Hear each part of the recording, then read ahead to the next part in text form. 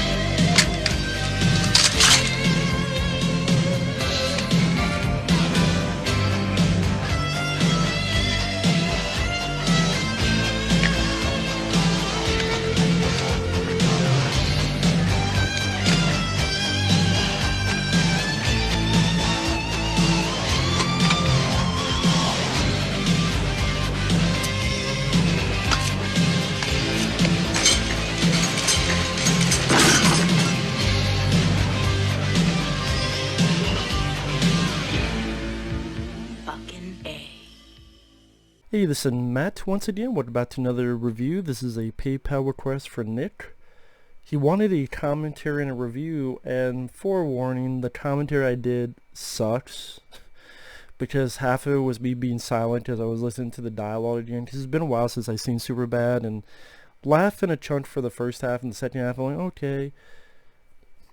So I suck at commentaries, I'll just say that, but I'm not much better with reviews.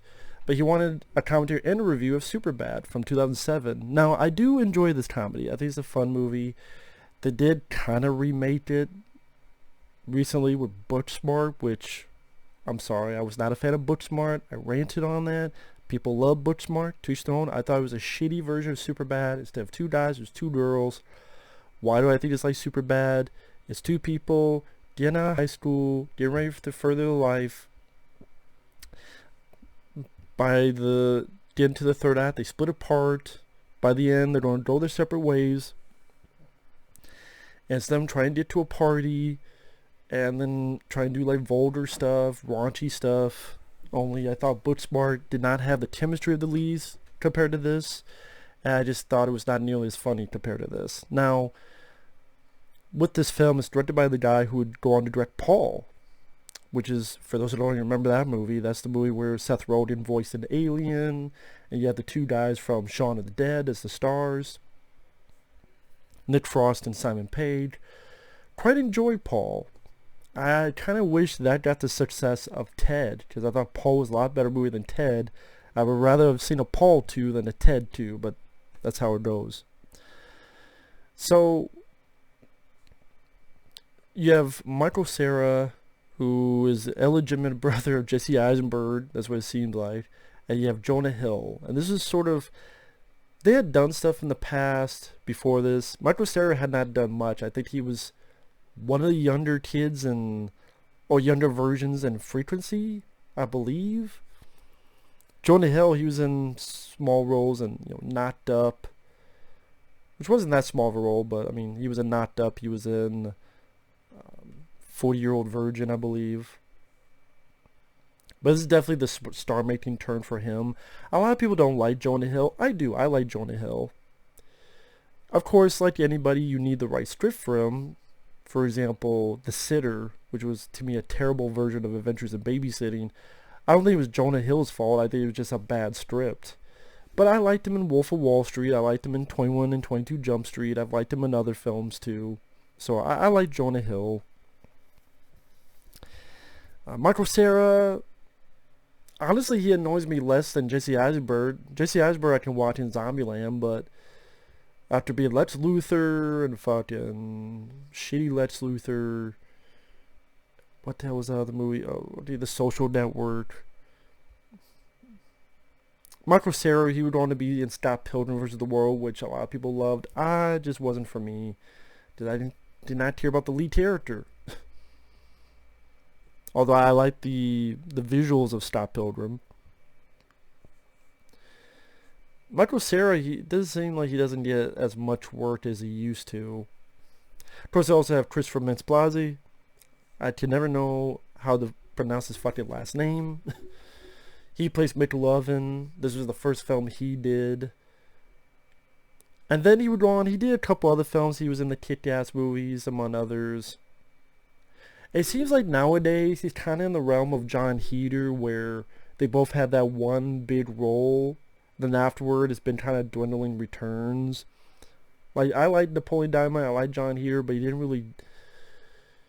He did certain stuff, and it just didn't work out. Whether it's because that's not only was such a big splash, but being identified with that role so much that when you see him in other stuff, it's like, I don't care for School for Scoundrels, or School of Scoundrels, whatever the hell it's called. That's how little I gave a shit about that movie.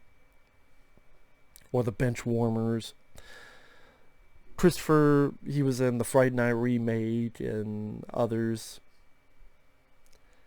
But he did a good job as McLovin. And I think all three of these people, they had really nice chemistry with each other. I think they worked well with each other.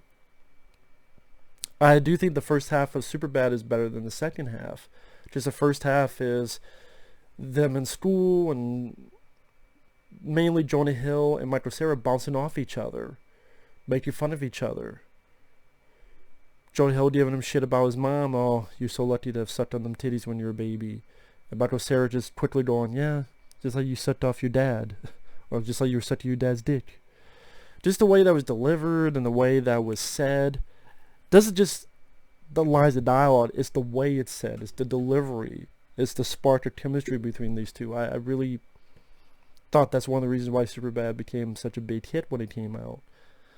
And I thought Jonah Hill was rather funny in this. When he's in home ec, he's talking to the teacher. He's being nice and innocent about it, but he's still cursing about it. He's like, listen, people know home ec is bullshit. I'm sorry for cursing. It's BS. Because, people just get this to have an A, and, I respect your profession, but, people just take this for an A, and I think it's bullshit. I'm sorry about my cussing. That, I don't need a partner, but everyone else gets a partner, but I have to do all the work, and they have to share. Come on, it's only a few weeks until school is fucking over. I'm sorry for cursing. That's not verbatim what he says, but just that demeanor, he's being nice about it, but he's talking trash to his teacher, but he's being courteous about it in a weird way. So it's innocent, courteous, but at the same time he's bad-mouthing her profession, and that was in a way endearing for the character. About how this girl that he likes, played by Emma Stone, I think might have been the first film she did. She invites him to a party. He wants liquor. Get held with McLovin. The reason I say McLovin is that he gets a fake ID, Christopher, and he chooses the name McLovin. And just how pissed off Jonah Hill's like, that's a stupid fucking name. You just fucked, you fucked me, man. Fogel. You fucked me, Fogel. It's a stupid fucking name. And then Michael Cera goes, what are you, Seal? Like one name? I thought, I think the chemistry between the characters and the dialogue just seemed very snappy and funny and quick and entertaining. And yeah, they're saying raunchy stuff, but it's not just raunchy stuff you saying that automatically makes it funny. I think you need that either lightning in a bottle chemistry. You need that back and forth work with each other. The way it's delivered. You want to see that stuff done badly? Go watch Vacation reboot from 2015, where they just go, it's raunchy, so it's funny, right? They're in a pool of shit, and they think it's whatever, right? Chris Hemsworth has a big dick and is showing in his pants. That's funny, right? No. What else you got? You got nothing. That's what you got. I think that's why a lot of comedies don't realize nowadays. They think they do, but frankly, a lot of times they're fucking wrong. In my opinion. That's why, comedies today, I think, suck. There's not a lot of great comedies that come out, in my opinion. You can disagree. We agree to disagree. That's why a lot of top 10 lists I do lately in the past couple of years, not a lot of them have had comedies on them. I like comedies. I don't think a lot of new comedies are funny. I mean, I like The First Neighbors, 2122 Jump Street. There's probably some others, I just can't remember them. But you know what, you get Booksmart. I'm sorry, there's a shitty version of this film. So yeah, and it has a 70s aesthetic with the soundtrack. Is using a lot of music that would fit in that time. Even the very beginning of the film has the old school Columbia logo, which I thought was a nice touch. Even some of its more raunchy jokes, like Jonah Hill admitting when he was a kid he was obsessed with drawing dicks. That was so weird and so off the cuff of a scene that, you know, it's like, okay. But again, it's not something I've really seen before, and in a weird way it was clever enough that it made me go, like, roll my eyes. I know that doesn't make sense, I don't know how else to put it. Then when they're on the way, I will say the movie gets a bit less funny when the cops show up. Just McLovin tries to get the booze, he's successful, but then some guy punches him. The cops arrive, Seth Rogen and Bill Hader plays the two cops. Joe Hill and Michael Cera, they got Christopher's character, so they leave. And I still enjoy the second half of the movie, but it just doesn't seem as funny. And Bill Hader and Seth Rogen, I don't even think are that awful in the film as the two cops. It's just, I was more into the movie with the three main characters together and their back and forth.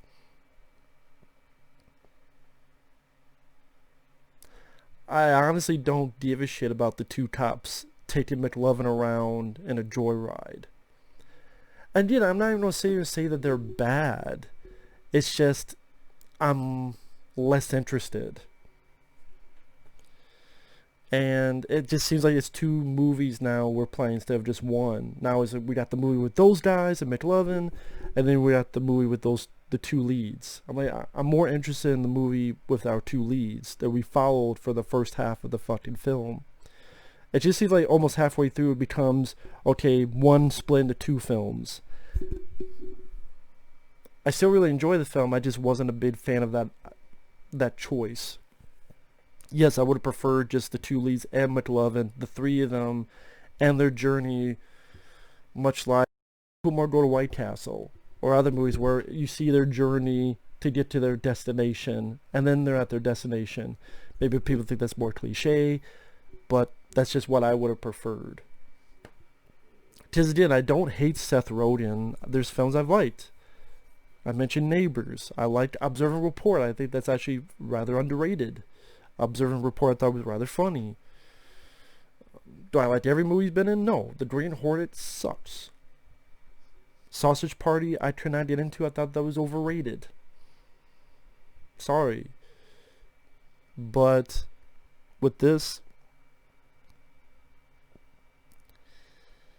with McLovin, they go to a bar, they get a bum. McLovin accidentally knocks a guy out, and they think, oh wow, McLovin, great job, and they take him on a joyride, and they get drunk, and of course you realize, no, the cops aren't that stupid. They know he's underage. They remind him of how they were when they were kids, so hey, we want you to realize that cops can be cool too. So I like, at least they mention that, hey, we're cops that want to have fun, but we know you're underage. At least they made the characters realize, and it's not even made them realize, but in a different movie, the cops would never know that he was underage, or they'd be saying, "Oh my God, you're not 25." At least they didn't make the audience be that stupid. Like, come on, how could these cops not know he's not 25? It's like, no, they do know. They just went along with it because of the reasons they explain. So they don't treat the audience that stupid, is what I'm getting at. And then with Jonah Hill and Michael Cera, it's kind of like, okay, they get to the party, then they split up. And because the team is split up, it's not, there's some fun moments, just not as funny as the first 40, 50 minutes of the film, at least to me. Being what happens, the party, Michael Cera is forced to sing. Jonah Hill gets some period blood because he was dancing with this girl, and some period blood got on his pants. He's trying to steal some alcohol to get to this other party. Of course, there's friction between the two, and it comes up where, wait a minute, I thought we were going to get in the same college together. What? That's supposed to be my fault? What, you don't drag me down like always? There's a point where Jonah Hill gets hit by the cop car, and then they make a run for it. Again, there's some humorous situations, there's some humorous moments. It just doesn't have that rapid fire hilarity that I got out of the first half of the film. And, but that's just my opinion. People don't have to agree with it. But I do think the first half is better than the second half. Now, at least there's some heart to the film. You know, the two do make up. I grant they do go their separate ways as how life works, but, you know, things are going to be okay because, in a way, they each gained a girlfriend by the end of the film. Nowadays, it'd be perfectly fine because if they want to talk to each other, they just use Zoom or Skype or some other stuff. But this is 2007. You know, there was no Zoom in 2007. There might have been Skype. I might have been like a... I don't even remember if there was Skype in 2007. Maybe not. But,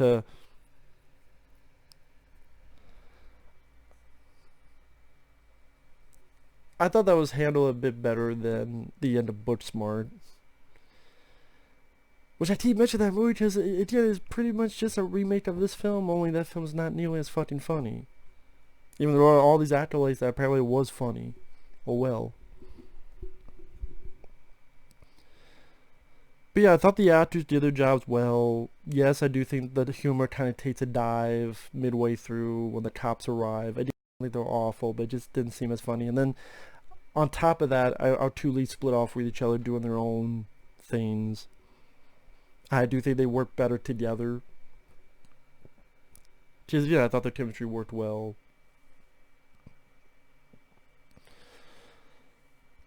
And weirdly enough, like the party scenes in the third act just wasn't... The one chuckle I got is, and also with a bit of heart, is when Jonah Hill talks to Emma Stone, like, "You're not drunk?" And she said, "Well, why would that matter?" "Because you'd have to be drunk. I mean, how else would I ever get a chance with you? I mean, look at me." So that was like kind of a heartfelt, he knows this is what he thinks he is, and thinks of her as beautiful. I did a little bit of humbling moment for Jonah Hill's character, but so that it doesn't get too sappy, he passes out and accidentally hits her in the fucking face as he's passing out. So it doesn't become too sitcom-y, schmaltzy.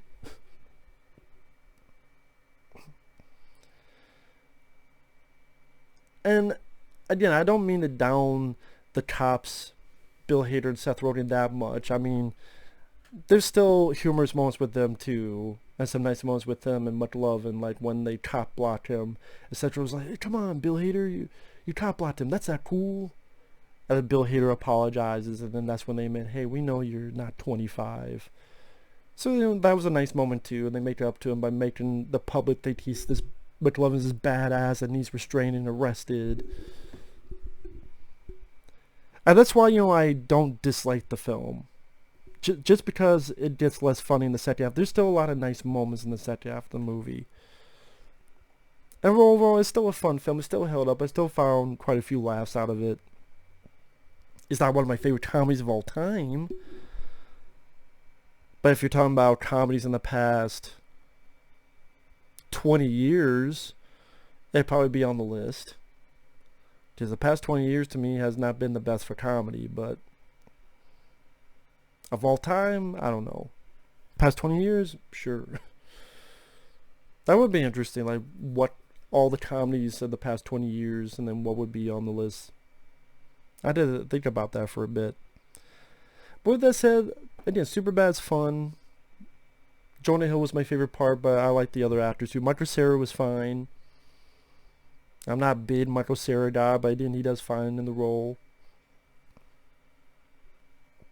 I know his name is Christopher, but I always think of him as McLovin.